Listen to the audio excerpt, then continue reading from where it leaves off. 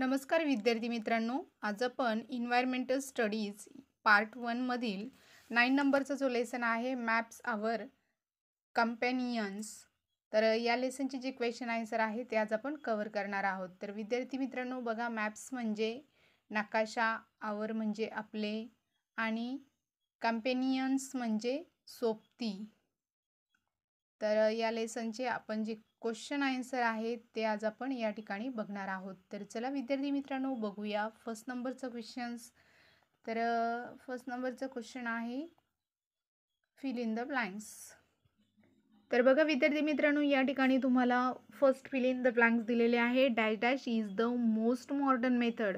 तर या ठिकाणी 3 ऑप्शन दिलेले आहे, त्यापैकी शेवटचं ऑप्शन जे आहे ते करेक्ट आहे, डिजिटल एलिव्हेशन मॉडेल.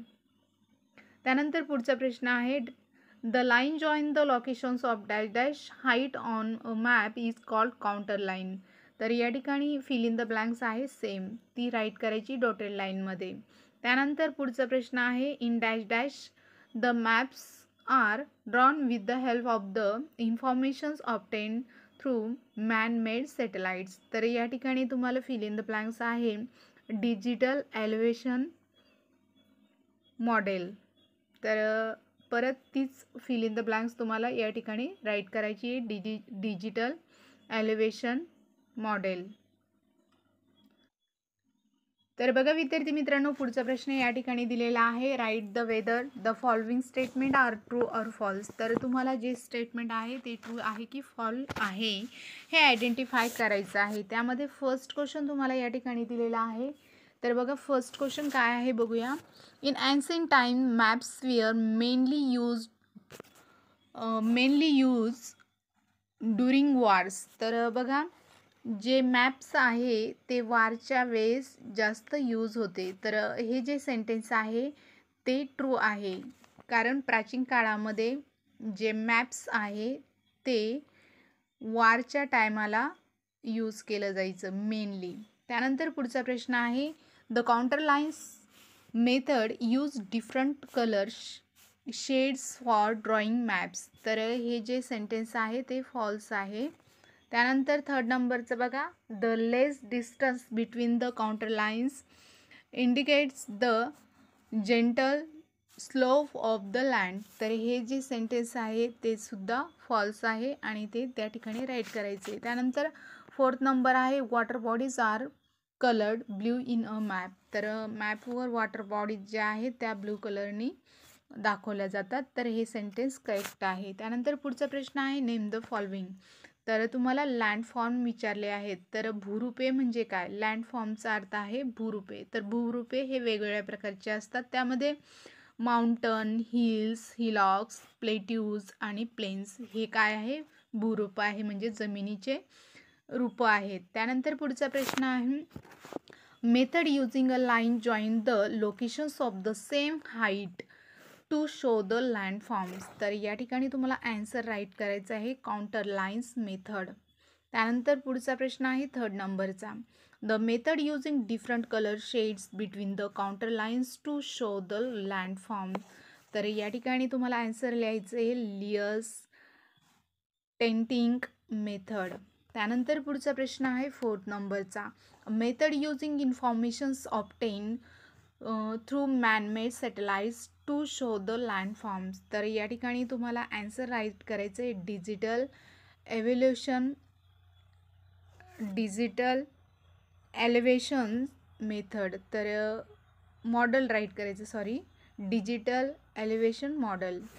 त्यानंतर पुढचा प्रश्न आहे, मॅच द कॉलम्स. तर मॅच द कॉलम्सचा क्वेश्चन हा फोर्थ नंबरचा आहे. तर या ठिकाणी तुम्हाला जे पियर्स मॅच केलेले आहेत तर ते या ठिकाणी राईट करून दिलेले आहेत. तुम्ही ॲज इट इज ते बघून राईट करून घेऊ शकता. त्यानंतर पुढचा प्रश्न आहे, answer the following questions in one sentence. तर वन सेंटेन्सचा क्वेश्चन आहे, व्हॉट आर द लँडफॉर्म्स.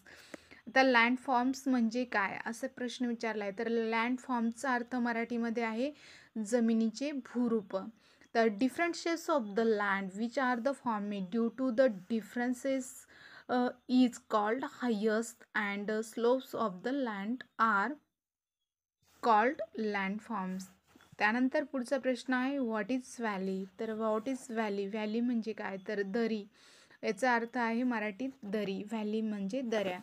तर या ठिकाणी तुम्हाला हा जो प्रश्न आहे तो सुद्धा या ठिकाणी राईट करून दिला आहे, ते ॲज इट इज तुम्ही बघून राईट करून घेऊ शकता. त्यानंतर पुढचा प्रश्न आहे what is the contour lines. तर या ठिकाणी आन्सर दिलेला आहे a line joins the locations of same height on a map is called contour lines. त्यानंतर पुढचा प्रश्न आहे what are the conventional signs. तर या ठिकाणी तुम्हाला हा जो प्रश्न आहे त्याचं जे आन्सर आहे ते सुद्धा या ठिकाणी राईट करून दिले. तर बघा, signs that are used to show various things on a map as per conventions are the called conventional signs.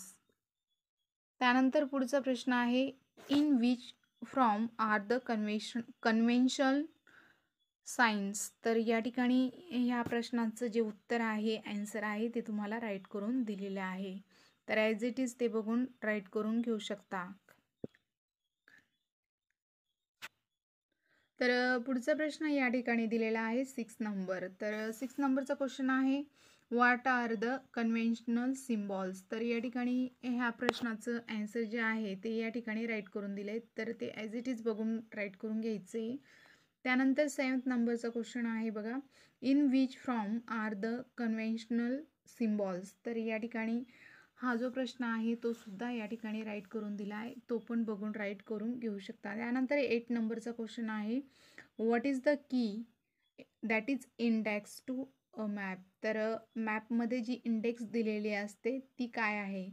तर विद्यार्थी मित्रांनो, ती या ठिकाणी डिटेलमध्ये राईट करून दिलेली आहे. अ list of the things that the signs and the symbols represent in a map given along with a map is called key that is index to a map. तर वेगवेगळे जे सायन्स असतात मॅपवर ते इंडेक्समध्ये रिप्रेझेंट केले जातात आणि त्यालाच इंडेक्स असे किंवा की असे म्हणतात.